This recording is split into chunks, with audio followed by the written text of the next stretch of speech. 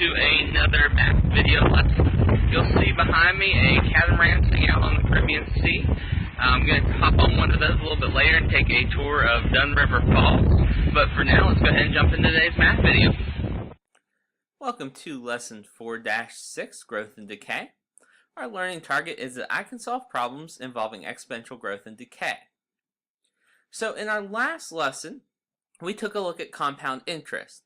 In this lesson, we're going to manipulate that form just a little bit so that we can use these to solve exponential growth and decay problems. First, we need to talk about what exponential growth and exponential decay is.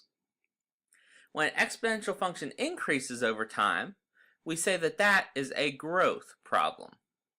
When an exponential function decreases over time, we refer to it as a decay problem.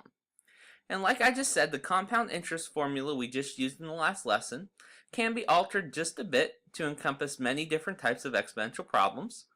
The main difference is going to be that n will always be 1. So I'm starting out here with my compound interest formula, and a reminder, this is on your formula sheet that you will be given on the state exam. And all I'm going to be doing to tweak this formula to use for growth and decay is that I'm going to let my n value always be 1. So when I take my my compound interest formula, I plug in 1 for both of the n's. What I would then do is simplify. Remember that anything divided by 1 is going to be what you start with. So r divided by 1 will give you r. And anything times 1 will give you with what you start with. So 1 times t is going to be t. So just by simply plugging in 1 for n, we are able to arrive at the exponential growth formula. Now, since this is a plus r, this number is going to be bigger than 1. So that's going to mean it's going to be a growth problem. We can tweak it just slightly again, and if it's going to be a decay problem, that means that we're going to have a growth factor of less than 1. So we're going to replace the plus sign with a minus sign. Now, these two formulas here for growth and decay are not given to you on your formula sheet. So that's why it's important to remember this trick to take the compound interest formula, which is on your formula sheet, and be able to transform it into either the growth or decay formula. Alright, so let's look at an example. We're going to say that we have an ant colony of 10,000 ants, and we're going to say they can increase by 15% in a month. We want to know how many ants will be in the colony after 1 year. So we're going to go back and look at the formula we had here. We put our new formula as a equals p times 1 plus r raised to the t power. I'm just going to jot this down one more time.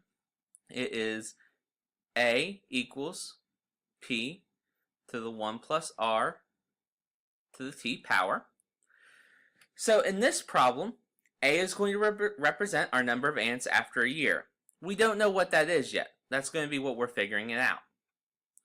Our starting number of ants is going to be our p value here. And that is going to be what we start with, the 10,000 ants. Now the rate it increases by 15%. Now, just like in the compound interest formula, we need to change this rate into a decimal.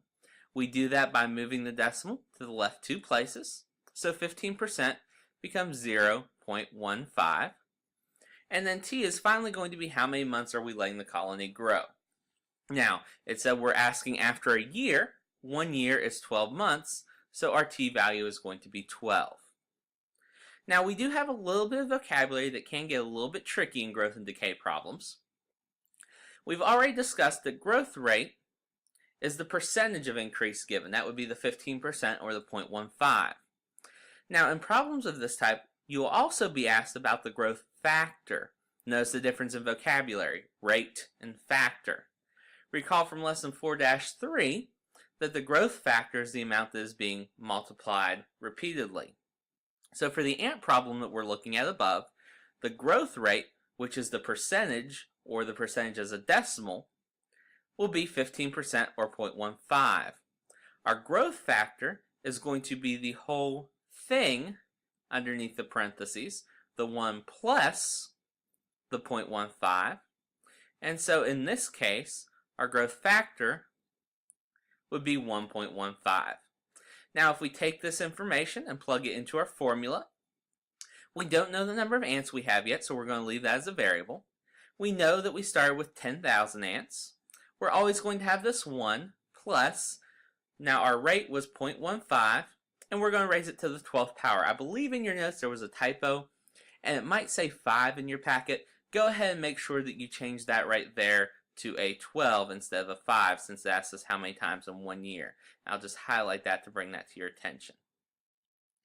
Alright, so when we're looking at it in this form, the 0.15 is going to be our growth rate, and the whole thing, the 1 plus 0.15, is going to be our growth factor.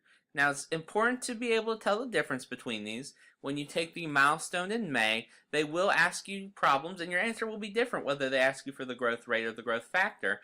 And that's one place that we've seen they always like to trick people up. So just to recap one more time, growth rate is the percentage. Growth factor is that percentage plus 1. Alright, so now if we were to evaluate this, just like the compound interest, the calculator is going to be our best friends on this.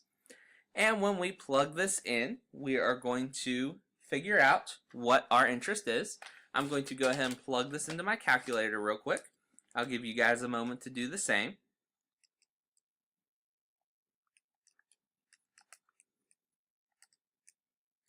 And we're going to get that we are going to have 53,503 ants. We'll round up.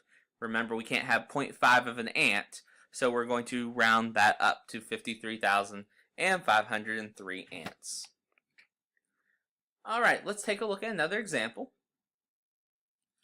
In example 2, we have a car purchased for $24,500, and that will depreciate at a rate of 18% for the first 6 years.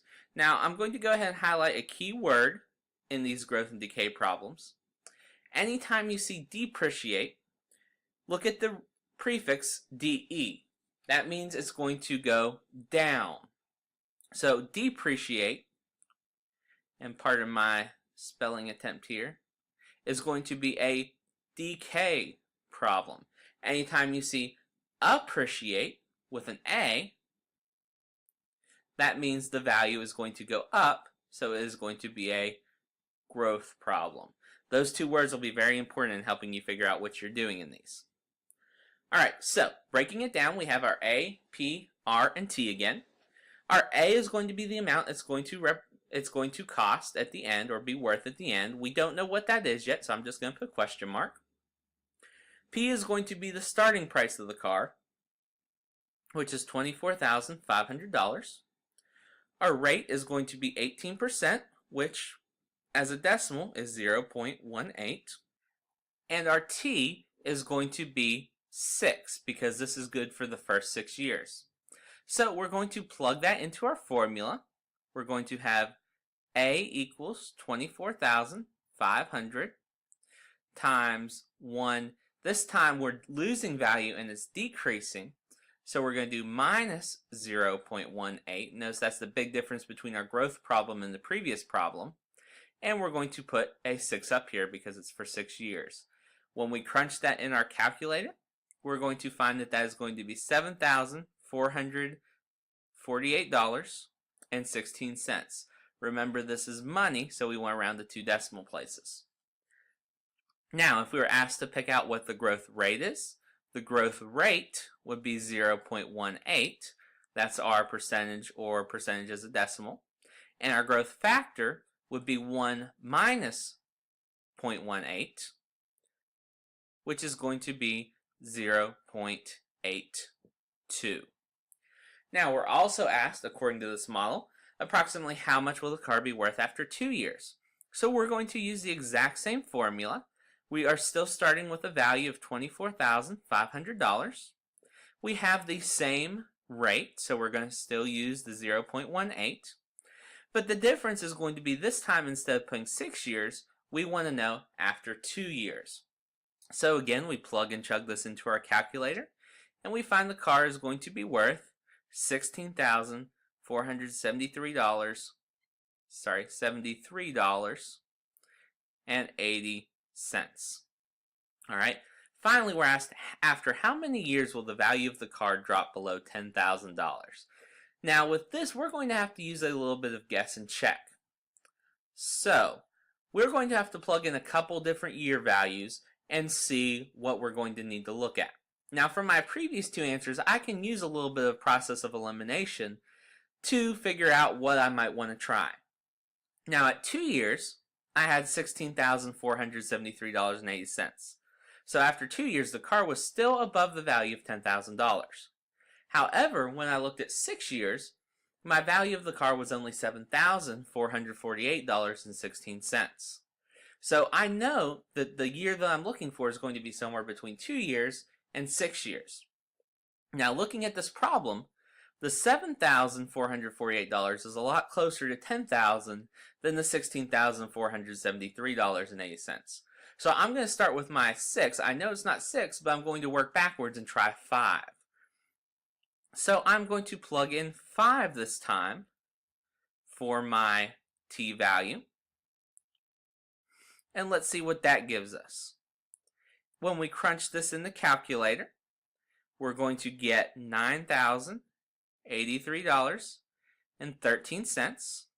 So we're still below the 10,000 mark.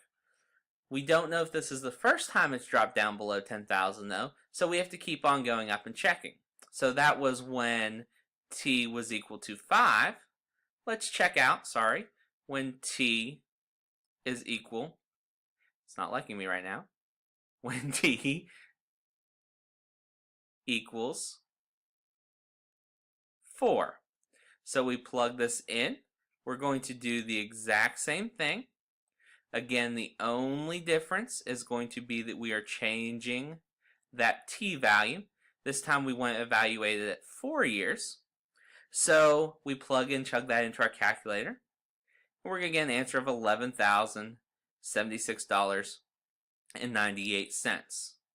So, after 4 years, we're above the 10,000 mark still. So that means that it's going to drop below 10,000 for the first time after year 5. So we know through guessing and checking that it will be year 5 that the value of the car will first drop below $10,000. Alright, there is no application for lesson 4-6. You only got one more lesson in unit 4 after this. Complete your practice, prepare for that mastery check, and we'll see you in the last lesson. Good luck!